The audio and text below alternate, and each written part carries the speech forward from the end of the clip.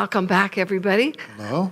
We're trying out this new format and grateful that we're connected in this way. We're going to have a little dialogue, Larry and I, and we're calling this God, Me, and You. Or God, You and Me. You and me. Okay. We're one of those things, and it's about using relationships as a spiritual path to awakening. So let's begin. Let's begin. And it's really quite a joy to share this with you. We have discovered over our lifetime, and we have lived a lifetime together over 40 years, the thing that has really we have come back to time and time again has been the spiritual principles and the practices that have been the neutral ground in which we find our way back to each other. And so it's not just something that is we dip in and out of, like sometimes we do exercises and we find value in doing them while we're doing them. We live in a context, Denese and I, of the spiritual awareness that has really been the glue that has kept us together over the years, wouldn't you say? Absolutely. And it's been an evolution. It's been an evolution. It's been an evolution. Yes, we didn't come in enlightened. We did not. We started our relationship without God, right? Yes, we didn't know there was a God. We had abandoned that idea. We really both had, yeah. Yeah. So it was such a blessing when we came back to a spirituality, a path to awakening. And so we'll share a little bit about that today and Yes. also about everyday relationships. But I'd like Yes. to open with a quote from Michael Brown, his book called The Presence Process. So here it is. We are asked to consider that the distance we perceive between any other human being or a living creature and ourselves is the exact distance that lies between us and our experience of the presence, which is such a profound statement, isn't that? Yes, Yeah. I think that's just what brings us right into the context of our topic today, which is so often we get it in reverse. We have the contraindication of that idea, and we think that our difficulty with other people is what stands in the way of our connection with the divine, that our spiritual practice would be fine if we didn't have to deal with other people. Have you ever said that to yourself? And I think it's actually the opposite. And it's sort of the paradox of spiritual teachings, is that other people can be, and relationships can be our path to connecting with the divine.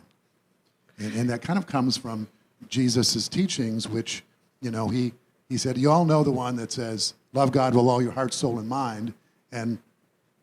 But I give you a second commandment, which says, Love your neighbor as yourself. right. And that's the hard one, right? Yes. It's easy to love God with all your heart, soul, and mind. God is this infinite, amorphous being that, we don't have to deal with. We don't have to have conversations with. It doesn't cut us off on the freeway. It's never rude to us. Doesn't interfere with the way we want to live our life. But another person now takes on the seeming opposition to our well-being sometimes. And so Jesus says, love your neighbor as yourself. And this is that whole idea of seeing the other as part of this infinite oneness in which we all live and move and have our being. And there's the challenge, and there's the work. The challenge. We also, when we first got to Unity in the late 80s, the first class that Larry and I took was A Course in Miracles. So we still pull from that truth and that perennial philosophy. So we're going to read a few of the A Course in Miracles quotes today, and I'll start with this, and then I'd like you to start into your story.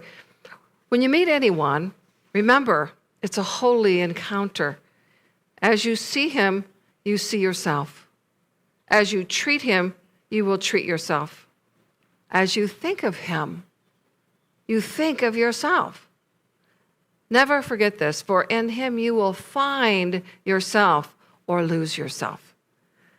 Yes. And we've all heard that expression that other people can be a mirror to us, yeah? And we don't like that very much. We sort of resist the notion that what we see in other people is really a reflection of what we are knowing or believing subconsciously about ourselves. But the good news about that is that if my partner or my neighbor is a reflection of myself, then I get to see what needs to be healed. Once I get past the judging my neighbor, then I can see that my neighbor is showing me what's to be healed in me. And that's the profound, that's why all relationships can be considered holy, because they can take us back to the healing of our original self, Yes. to who we truly are. And to allow the relationships to be an opportunity to awaken to the divinity in us and not be the enemy. Let me use this. Yeah. So I want to remind you also that we're inviting you to bring your questions to the Facebook or the online, I can't remember the other one, but if there's a feed for you, we'd love to hear your comments, and I'm getting those from Reverend Johanna. So join us on YouTube or Facebook, and we'll try to answer some of your questions. So You have a story. I want to share a Yeah. story. Yeah, I want to share a story, and I think this is instructive of how the rubber meets the road, how we can use the spiritual idea of relationships as being. So the story is this, and this goes back in my earliest ministry, my very first ministry. I was a little wet behind the ears, as the expression goes. I wasn't very evolved in terms of emotional intelligence. And so, at all points in our life, I guess we can say that we've been there. And what happened in this ministry, and this was after I had been there a couple of years, I got into a tangle with the board of trustees. And I felt that they didn't get me. Have you ever had a relationship where it doesn't feel like the person, they don't get you, and they're judging you, and they're judging you, and they're judging you, and you're just not understanding what is going on, feeling that you're being maligned, feeling that you're being unfairly seen. Anyway, and I was suffering under this belief. And it got to the point where, over a period of several weeks, that I just didn't want to play anymore. I just wanted to be out. And yet, the higher teaching was still there, like, you need to work this out. You need to find a way to work this out. So it's all sort of reached a crescendo, or a climax, on a Sunday morning when I had been wrestling with the devil of this conflict all through the night. I hadn't slept. And I just kept running this story over and over again. Maybe you can relate to this. How could they? Why are they doing this? Why are they thinking this? Don't they know who I am? And that story was causing an increasing amount of suffering over and over and over again. And I woke up in the morning and I came down to talk to Denese, and I said, I cannot go and deliver the sermon today. Maybe you're going to have to do it. And Denese, being wise and not codependent in that moment, she said, honey, she said, I think you just need to surrender. Surrender. And we've all heard, the idea about surrendering. And I realized that is the one spiritual practice that I had not even thought of over this time of constantly trying to hash it over in my mind. And so I went back upstairs and sat down on my meditation couch, and I just said, I surrender. I mean, just as simply but as sincerely as I ever had in my life. I surrender. And I really meant that I was willing to let go of the whole story that I was holding about these people and about me, about the victim and the victimizer, and who was wrong and who was right. I just let it go. And as I kept repeating this, I surrender, I let go, this peace, and literally felt like it was like a nectar that just kind of like descended from the top of my head, just bathing my body, and my body just became so relaxed. And there was a moment where it felt like my body was shaking. It was like all of this tightness, this holding on, this constriction that was with my resistance to this was breaking down and breaking up. And when I stopped shaking, I felt this deep, Peace. beautiful peace. Yeah. It was so profound. And I what's- remember you coming down the stairs, Then I came and down there to was share it a with you. completely different energy about him, and a peace Yeah. that passes understanding. Yes. And that you had given it over to God. I just Yeah. I let go. And what's so beautiful, what's profound about this is not what I did, but the result that I got from that was that nothing had changed. The story hadn't changed. See? No one called me up and said, "Oh, Reverend Larry, you're right, we're wrong," or no affirmation, no support for my story, just letting go. So I went to church that morning, and I was standing at the back of the sanctuary before the service started. And the board president came up to me. And as she came up to me, I shared with her. I said, this morning I sat in meditation, and I just surrendered. And I got this feeling that it's okay. We're just okay. It's going to be all right. And she looked at me and she said, "That's amazing." She said, when was this happening? And I said, "Well, it was probably about 7:45 this morning." She said, "That's when I was in meditation too, and I had the same feeling." And she had this big smile on her face. And she just looked at me with love in her eyes, and I looked at her with these loving eyes. And we just had a moment of just knowing that we had tapped into that universal connection that is without condition, that is without beyond right and wrong, as Rumi said, that field of knowing. And I ended up meeting 2 other board members that morning who also had the same experience in their meditations that morning. So 3 people had a simultaneous experience of letting go because I was willing and they were willing to take that step. To trust, trust. to let go and trust, and to know that God is in the midst of our challenges. But she can't work if we are, in the way. There's a beautiful book that says, what's in the way is the way. What's in the way is my thinking about the situation. So when I let go of my thinking and non-resistance, then God can do the rest. The healing can happen. We don't do that, right? That happens spontaneous when we Yes. surrender to a greater knowing. Yeah, and A Course in Miracles says all it takes is a little bit of willingness, and then the Spirit can move through us. But if we're convicted that we know what's best and we're trying to figure it out, there's no room in me, there's no room in us for Spirit to work. And that's, I think, that's the dynamic of what happened in that situation. Yeah. Is that as I got out of the way, and then the truth could come through. But the truth is that it is okay. It is already okay. The problem was in me. The problem is what I made up and the resistance in me. And I'm recalling a story when I, just a few years back, actually now, 5, 6, 7 years ago, when I was going through the Q process, becoming a Q coach. And it's a perfect timing to tell this story since we're coming up to the Q. But I was in the midst of the training, and I was being debriefed by the founders, Gary and Jane. And they had a lot to say about how I was coaching, right? So, and that was feedback. But the problem was my mind kept hearing it as criticism.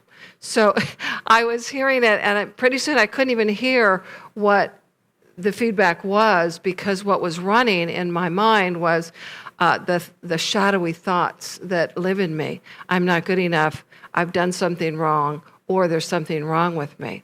So I just wanted to run and hide is how it worked. And I managed to stay the rest of the day, but I got back to my room and I just struggled. And I remember calling Larry, hoping you would buy into a story that there's something wrong with Gary, right?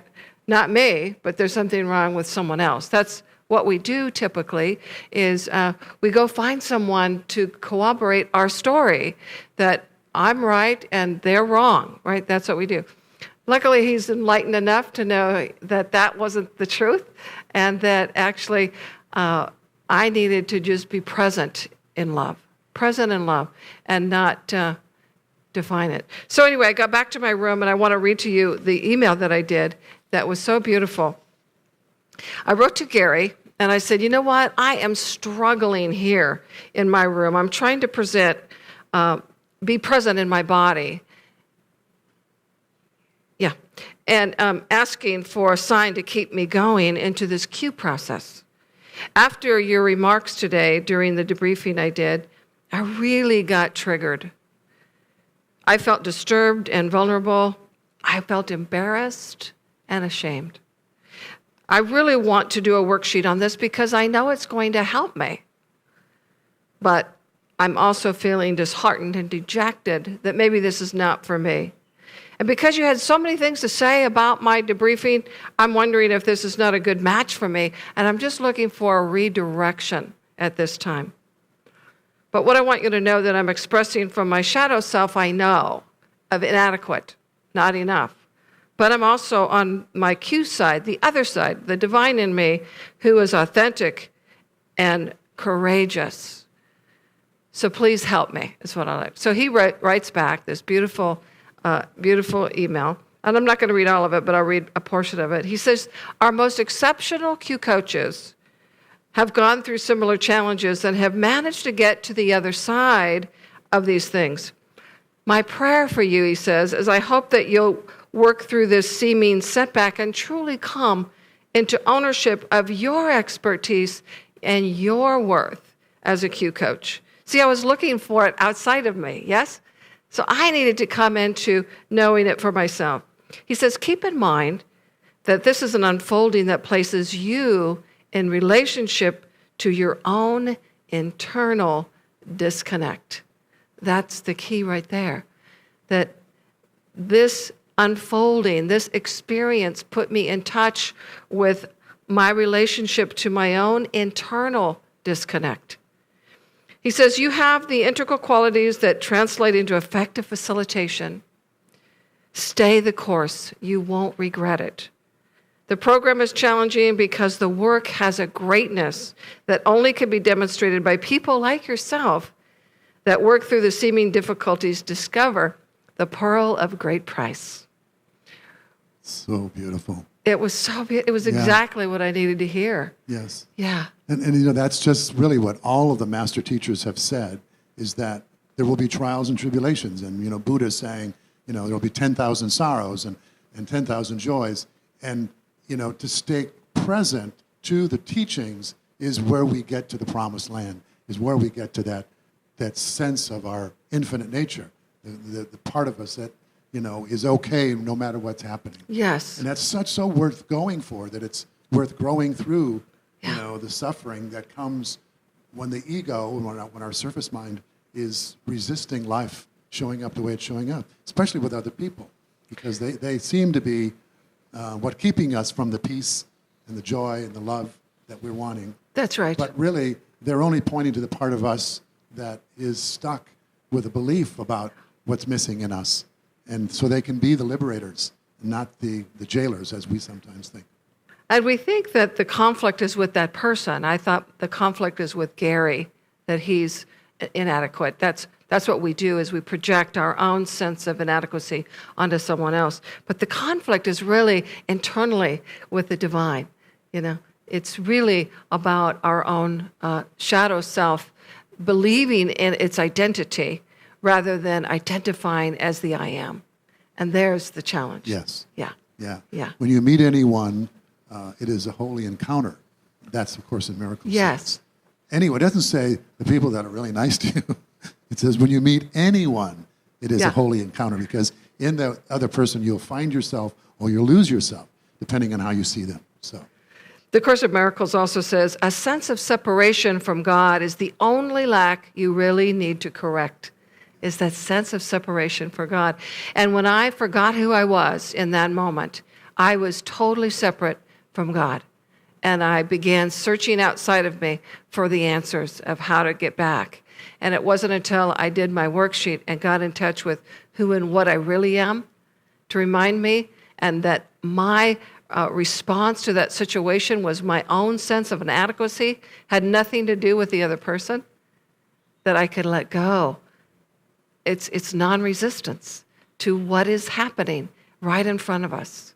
It's our resistance that keeps us in suffering, doesn't it? yeah, and we would be hard-pressed to realize that when we're in the middle of it sometimes. And I think that's why, this is difficult. because so often we can be so convinced that the problem is outside of ourselves. And that's why we need teachers and teachings and to immerse ourselves in those to the point where we finally have an honest reflection. And we can, and that's why the Q and practices like that, which are like holding a mirror up to our own experience, show us the way out of our suffering. Whereas our ego continually shows us the outside world and all the reasons and the people that are causing our suffering. And that's the illusion. I've got a question from someone, so I want to share that from Cynthia. If you're in dialogue with each other and something is said that pushes an internal button, what is the first thing each of you do? I run to the refrigerator. Run to the refrigerator. Go ahead. You start. Okay, I'll start.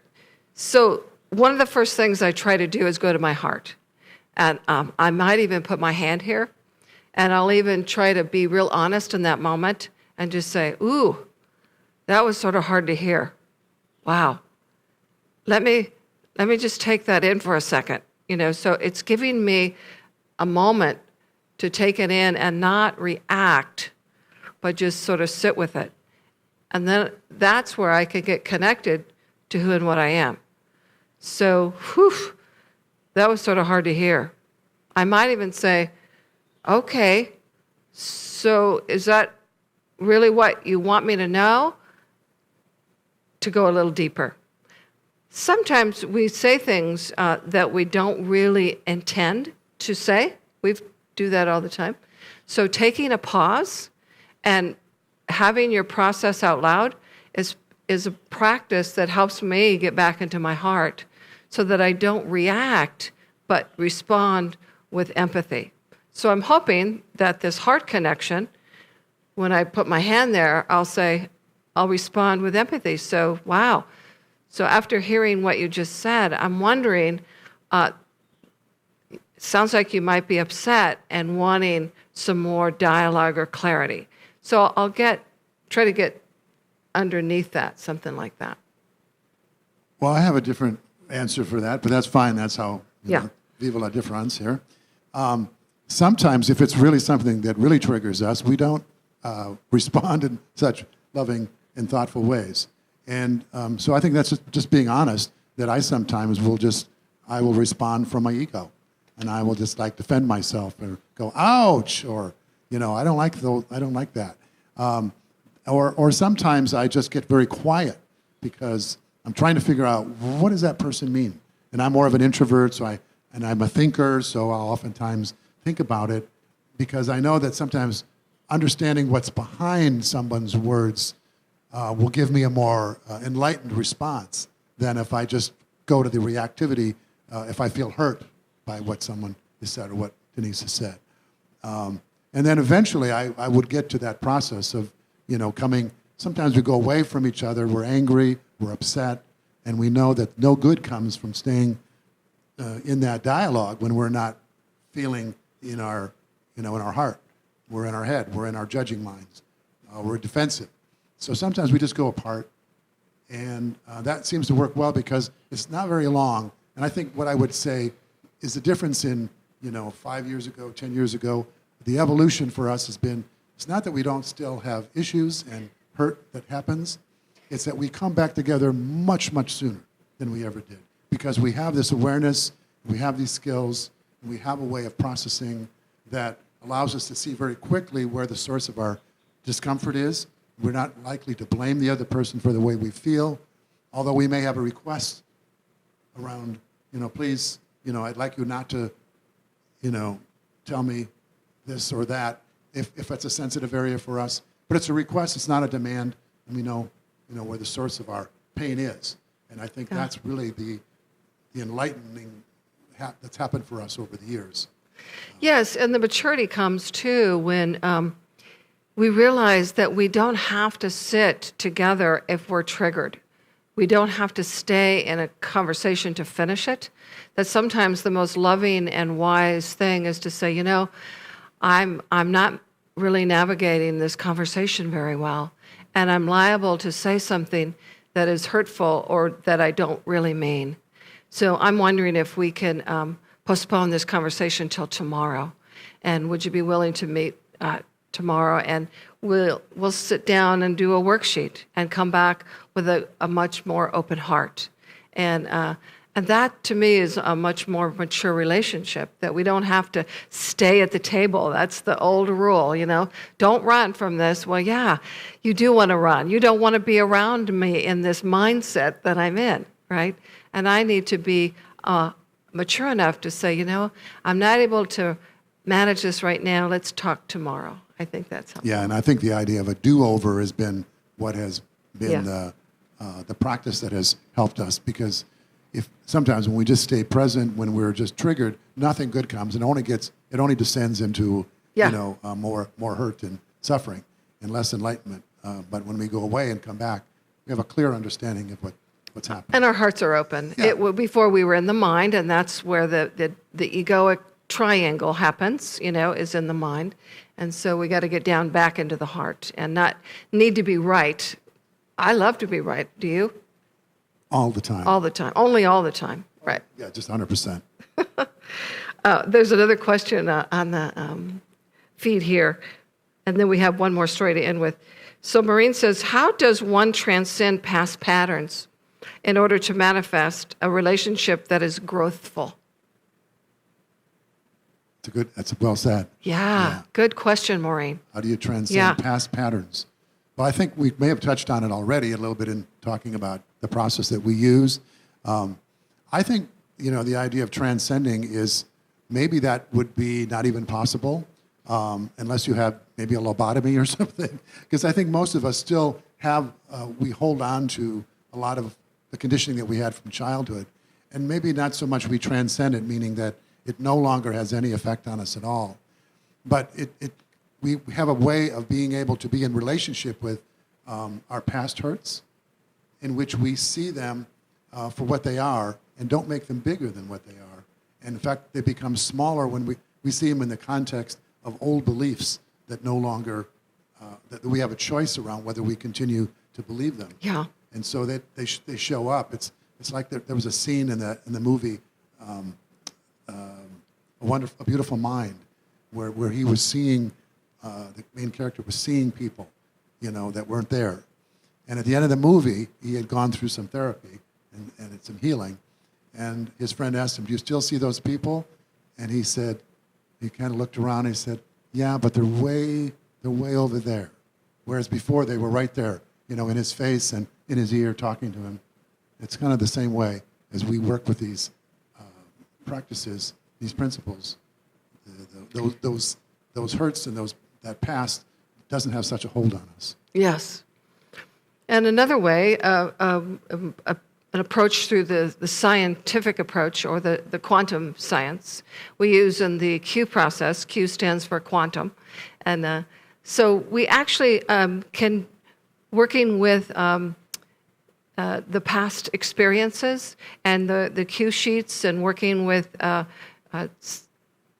the most advanced psychological practices and quantum science, we can actually create new neural pathways in the brain by redoing our life and about establishing how we want to react in the future. And so we can recreate a world of who we have come here to be. And so we're much more likely to have our default behavior become not our shadowy self, but our divine self. So that's also one way, is changing the neural pathways in the brain. So come to the Q process, and we'll help look at that and maybe transform that. There's one more story we wanted to share quickly. Do we have the time? Just quickly. Okay. I'll give the short version of this, and Yeah. feel free to comment. So when we were, or I don't know what point it was in our marriage, and we've done this on a number of occasions. We've received counseling. We've gone to see a marital counselor, and that's always been profitable for various reasons and various teachings and support that we received. So when we went through a period in which we were really struggling, and this particular counselor said, to each one of us, tell me about your partner, So we each had our chance. And as we began, I'll just speak for myself, but it actually worked both ways. I started saying everything about Denese that was bothering me. Well, she does this, and she does that, and she doesn't do this, and she doesn't do that. And then Denese's turn, and then she got to say, in other words, we were raising up all the problems in our marriage. And the therapist stopped us and said, no. Tell me about Denese. Tell me about Denese, this woman that you chose to marry and spend your life with. Tell me about that woman that helped you make that decision. And in other words, remember this person, and who they were, who they really are, not the current presenting problem. And so as we began to do that, and Denese did it, we did it with each other, there was a real recognition. It was like, that which was presenting itself as the obstacle to our relationship now just sort of fell away as we remembered the truth about each other, the enduring qualities of each other. And there was a sort of a metaphor that I've shared many times, is when Denese and I had moved to go back to ministerial school, and we moved everything into the house except for the boxes. The boxes are the last ones to get dealt with. And so, we're down in the garage, and we each had to go through the boxes. And as I was going through them, I would say, oh, that's Denese's stuff. And I would put it aside. And then I'd find another box. Oh, that's mine. Oh, that's her stuff.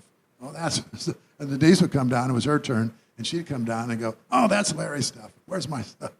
And so it was sort of like, she was on one side of this wall of boxes, and I'm on the other side of the wall of boxes. And we're just seeing and objecting to the obstacles of each other's stuff until we worked our way down to the end of this line of boxes, when then we got to see each other face to face and heart to heart. We weren't looking at the boxes anymore. We were looking at each other, the unfettered, authentic being. And we weren't anymore looking at what was separating us. Yes. And we fell back into that state of connection and wholeness and harmony and love. And I think that would be the pattern of how we work our way back, is we ask ourselves, am I looking at the boxes? Am I looking at the Denese's stuff? Or am I looking at the being? And these practices help us do that. A lot, absolutely. And the Course says, the Course does not aim at teaching the meaning of love, for that is beyond what can be taught. It does aim, however, at removing the blocks to the awareness of love's presence, which is your natural inheritance. And that's Amen. what I always remember from that story, too, is removing the blocks to the awareness of love's presence. What blocks am I having in my world? Several of the questions that are coming in are about that. Kathy says, how do I stay in a state of open and surrender?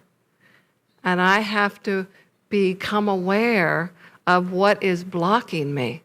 What is blocking me? And those are usually thoughts that I'm having about the situation or the other person. And the grace prayer is always one, too, that I do for surrender. And that is, reveal what needs to be revealed, heal what needs to be healed, so that I can glorify you, God.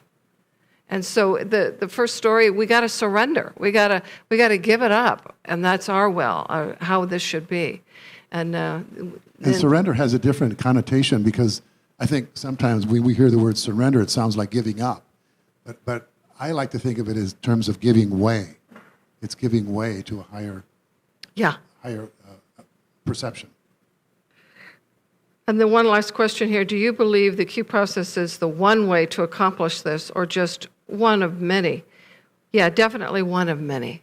One of many. There's so many ways to spiritually awaken and to heal. And this is just one that I have found. And we have 4 other coaches here on site that also believe the same thing. And so we're excited to bring that to you. And it's a practice that has supported us in our spiritual awakening, so that we're not making you, the world, what's wrong with me, right? That's what we're doing. We're healing so that we can be about God's business, Yes. We're here to be the light of the world, and these blocks are keeping us from fully expressing. So this is one way, but many of us feel it's a great way, but it's not the only way. Yeah, and I think that what many people have said who have taken the Q process is that, and there certainly is value for therapy, for us to, get in touch with the source of our pain and go into our childhood stuff. But what's great about the Q process is it doesn't ignore those pains, but it helps us to see how we created beliefs around them that are no longer valid, and they're no longer necessary for us to hold on to those beliefs when we identify this greater self that we've come here to be. And I think it cuts out maybe a lot of the need for a regurgitation and a revisiting of our stories, which, many of us could get stuck in our stories, and 20 years later, we're still telling the story of how awful someone treated us. Yes. And that doesn't do us any good because it keeps us stuck in an identity of who we're not. So I think the Q can speed up our healing. It speeds up. And That's our awareness. It's a quickening. I love, my little slogan is let go of the story and get on with the glory. We got to let go of our stories. Well, thank you, Reverend Larry, for joining me. Let's close with a prayer. Just join me now as we close the outer eye and allow the Spirit of life now to flow more easily through us. This divine presence is here and now. And we just trust that every person who's in our life is here to help us awaken. That we can use these earthly experiences to know the truth of our being. To be more of who we have come here to be. And we can see the light of God in each one. Thank you, God, for this day, for this ministry, for these aloha, beautiful energy here on this island. We are all grateful to live in this beauty and to be in this special community that is transforming lives and inspiring people to make a positive difference in the world. And for that we say, thank you, God. Thank you, God.